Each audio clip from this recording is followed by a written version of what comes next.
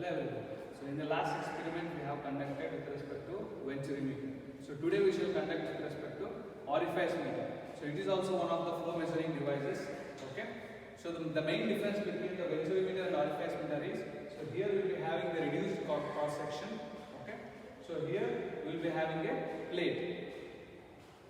So let me explain the experimental setup. Okay, how to conduct an experiment. So initially we need to open the valve with respect to the orifice pipe. Okay, other two pipes must be in a closed condition. Okay, now water will be only going through this pipe. Okay, the same setup which is being used for both Venturi, orifice and nozzle meter. Okay, after opening the valve, now you need to focus on the orifice meter. Okay, the same procedure what we carried in the last experiment with respect to Venturi meter, the same U2 manometer readings we need to take and the same value of discharge time we need to take. Okay, so let me start the experiment.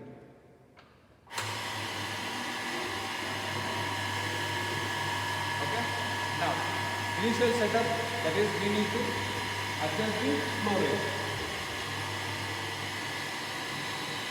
Okay, after adjusting the flow rate, so now we need to focus on the manometer reading. Okay, so for that we need to open the valves with respect to orifice meter. Okay, now this orifice meter is connected to your U2 manometer.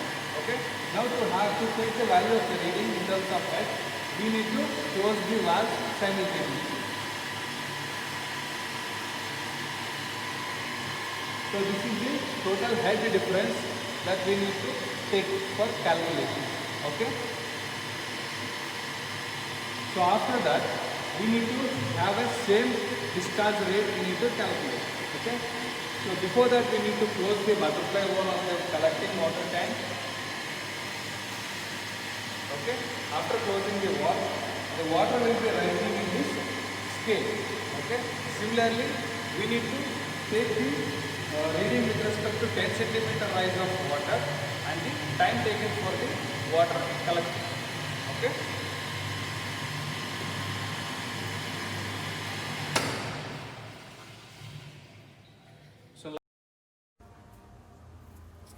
So hello everyone, fluid mechanics and machinery lab.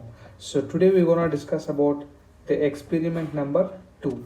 Okay, so experiment number 2, which is related to orifice meter. Okay, so in the previous experiment we have concluded regarding Venturi meter. So today we shall discuss about orifice meter. So the same manner with respect to Venturi meter, so the experimental setup will be belongs to, okay, so this is the U2 manometer, so this is the power button for motor. Okay, so this is the outlet of the Venturi U2 manometer, so this is the inlet of the U2 manometer. Okay, so initially these two knobs must be in open condition. Okay, so next thing is, so this is the knob which is used to regulate the flow of water. Okay, so what happens here, so we need to go for 3 different set of readings. So these 3 readings depends on the knob position. Okay, so for every set of different reading we need to turn the knob for it. So here the knob will adjust here, so depending on the knob it will regulate the flow. Okay, so next thing, so this is the collecting tank, so this represents the close of a wall and this is the open wall. Okay, this is the collecting tank. Now, so these are the 3 different types of flow meters as I told you. Okay, where the first one belongs to the Venturi meter, second one belongs to the orifice meter. Okay, so now the second procedure is also remains the same. So if the U2 manometer walls are open, so this if it is parallel to the pipe, it is open. Okay, if it is perpendicular, it will be in closed condition. as I told you in the previous experiment. So the first pipe belongs to the venturi meter, second pipe belongs to orifice meter, third pipe belongs to flow meter. Okay, so now we are conducting second experiment, which is orifice meter. So hence the valve condition must be open, the other two must be in closed condition. Okay, so closed condition is in this manner, so this must be in open condition. Okay, so what is the aim of the experiment? So to demonstrate the orifice meter as a flow meter and to determine the coefficient of discharge. Okay, so the same apparatus which is being used with respect to the venturi meter. This is measuring tank, pipelines of orifice meter, tappings, manometer, monoblock, pump and valves. Okay, so let's start with the figure. So this is the inlet and this is the outlet. Okay, so here the difference between the venturi meter and orifice meter is, here we'll be having the orifice plate. Okay, so as you can see, which is inserted here. Okay, so this will create the enormous amount of turbulent, so you can see here the turbulence nature.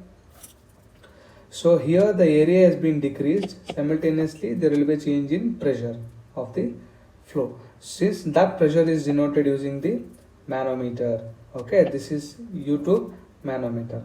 Okay, so let's see the procedure. Initially we need to fill the water in the sump tank. Okay, then we need to connect the cable connection with respect to the pump. Simultaneously you need to open the delivery valve as I shown in the previous one. So you need to open the delivery valve of the pump. So now the ball valve adjusting the flow control valve, okay, to regulate the flow. Simultaneously the ball valve is fitted to the venturi meter tapping, so head reading to the manometer. Now operate the butterfly valve to take down the reading of the collecting water tank, okay, with respect to the time. So change the flow, repeat the experiments as I told you. So let's see the calculation part. Okay, so here we need to take the values with respect to the, this is the area of the tank which has been given. Similarly, acceleration due to gravity, diameter of the orifice. Okay, this is the diameter of the orifice. Similarly, diameter of the pipe. Okay, so you can see this is the diameter of the pipe, this is the diameter of the orifice. Okay, so now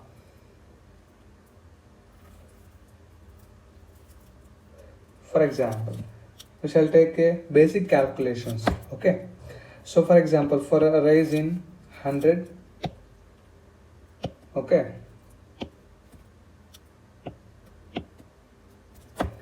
shall I take the value here? It has 100 mm rise in water of a tank. Okay, so what is the time taken is 18 seconds.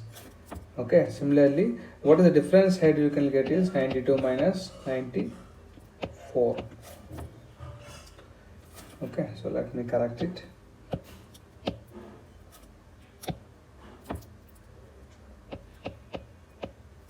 So what is this positive and negative means?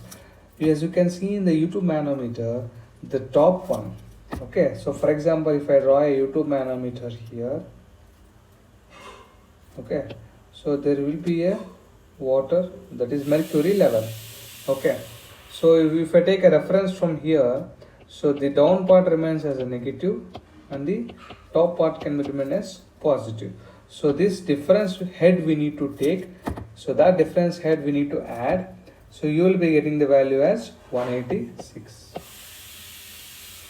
Okay, simultaneously you need to change the regulative valve. Okay, so then for a change in negative valve, similar rise in water level in collecting tank for 100 mm, so the duration will be taken as 24. Okay, simultaneously you need to observe the pressure head. Okay, so the pressure head is 102. Similarly, third reading we have to consider it. Okay, so that will be 24. So these are the readings which belongs to the manometer head. Okay, simultaneously once the readings are obtained, so this is the formula which is used for theoretical, actual and coefficient of discharge. Okay,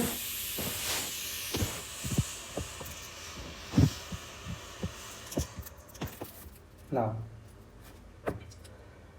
Similarly, we need to calculate with respect to the loss of head. Okay, so let's calculate the values. So initially, the very first step we need to take it as for 1, that is H is equals to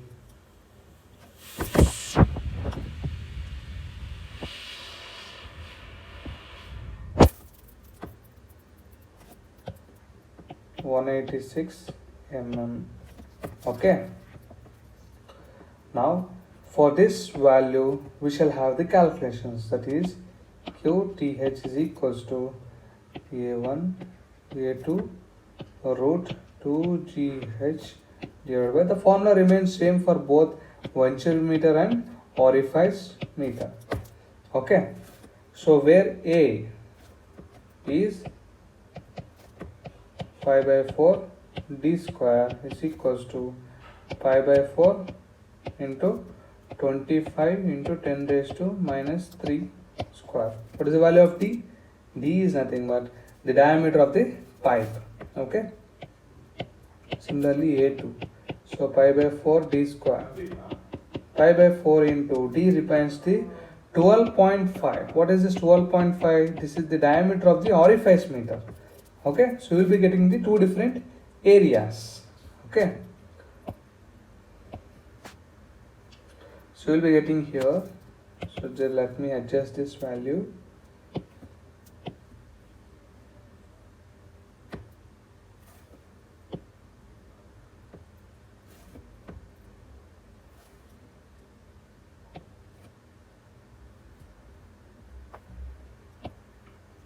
So A1 you will be getting as, if we calculate, 4.9 into 10 raised to minus 4 meter square. Similarly A2 you will be getting as pi by 4 d square, which is the formula, that is 1.22 into 10 raised to minus 4 meter square. These are the values of A1 and A2.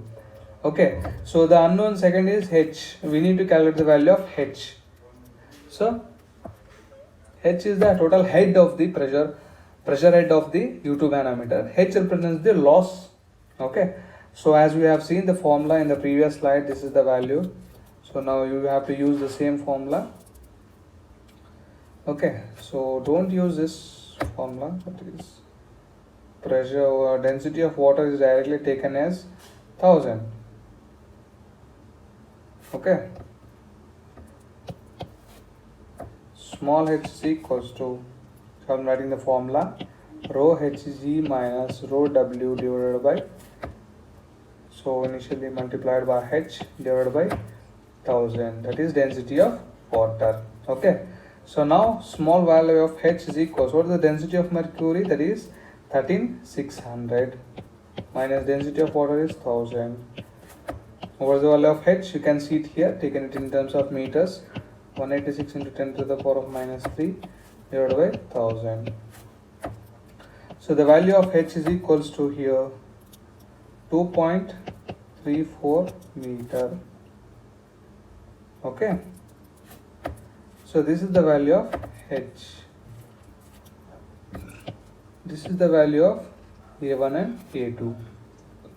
So once you get the value of A2, then it is easy to find the value of QTH is equals to, so 4.9 into 10 raised to minus 4 root 2 into 9.81 into, so what is the value of h? 2.34 divided by A1 row minus A2 square. 4.9 into 10 raised to minus 4 square minus 1.22 into 10 raised to minus 4 square. So okay, so you will be getting the value of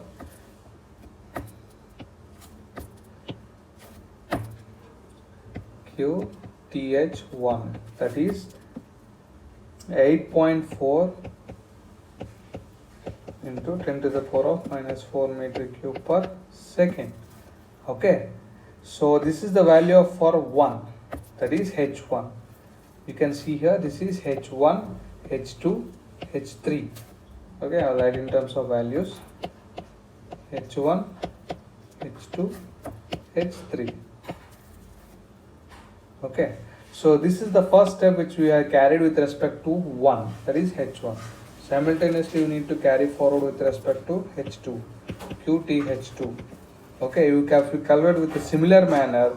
Okay, so then you will be getting the value of QH2 as 6.32 into 10 raised to minus 4 meter cube per second.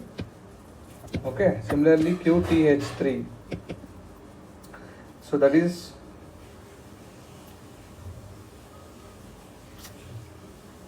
4.3 into 10 to the power of minus 4 meter cube per second. Okay, you got the value of QTH, QTH2, QH3. So these are the theoretical discharges. Okay, as you can see the formula, theoretical discharge is completed. So now we have to go with actual discharge. So let me write down the value of actual discharge.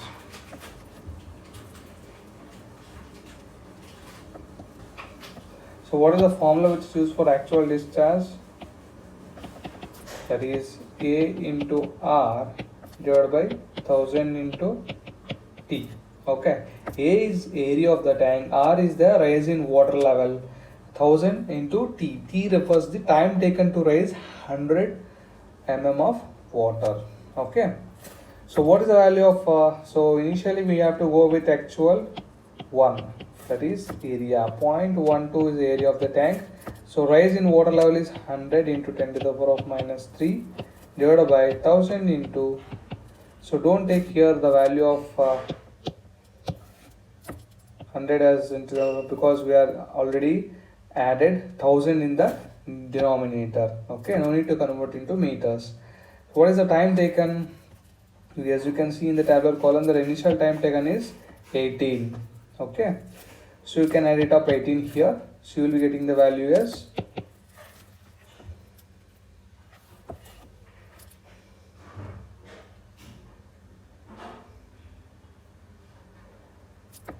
6.67 into 10 to the power of minus 4 meter cube per second. Okay, so this is Q actual 1. Similarly, you have to go with Q actual 2.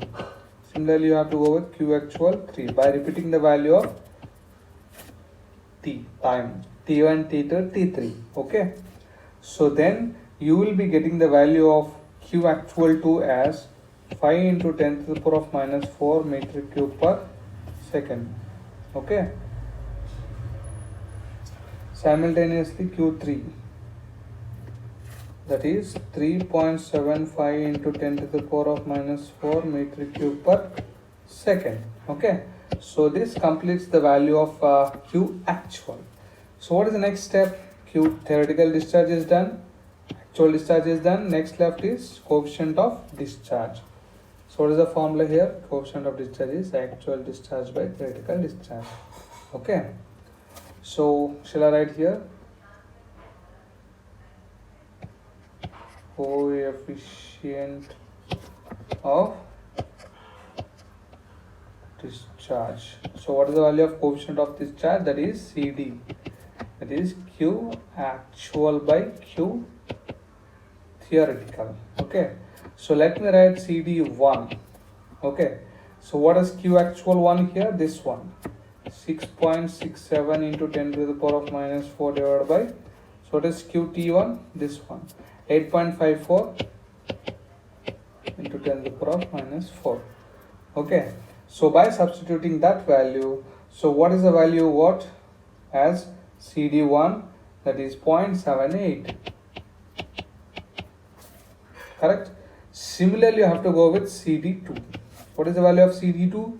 5.5 into 10 to the minus 4 divided by what is this one?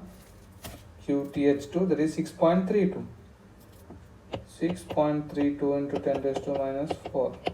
We're getting the value as 0.79. Similarly, CD3. Okay, 3.75 into 10 raised to minus 4 divided by 4.3 into 10 raised to minus 4. So what is the value you got here? The final one, that is CD is equals to 0.86. so now you got the value of 3 CDs. Okay, now next task is to get the value of average value CD, that is CD1 plus CD2 plus CD3. So average if you take, you will be getting the value of coefficient of discharge of the orifice meter as 0.7. Okay, so next step is to write the value of results, that is coefficient of discharge. What we got the value of coefficient of discharge, that is 0.7. so now write it on the value of coefficient of discharge as write that 0.7. so that's all. Okay, so this completes your experiment over orifice meter. Okay, so thank you guys.